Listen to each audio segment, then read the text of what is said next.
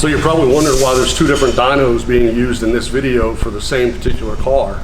Well, in this case, with this massive amount of torque that we're making, the car was on a street tire and we were making about 990 peak, but it was just obliterating the tires on the rollers all the way through the run.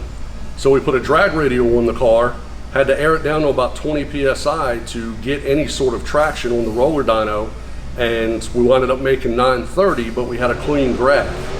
So no tire spin, everything was good to go.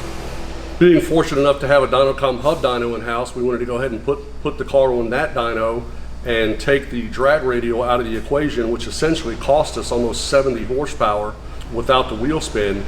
And we were able to make 1,004 hot, and then we cooled it off, iced down the trunk tank, we made 1,015 at the wheels. Obviously the hub dyno not having any traction issues, we were able to load the car properly and get legitimate numbers and a clean graph from the car. So now we've got a direct comparison between both dynos and we've got clean graphs as well.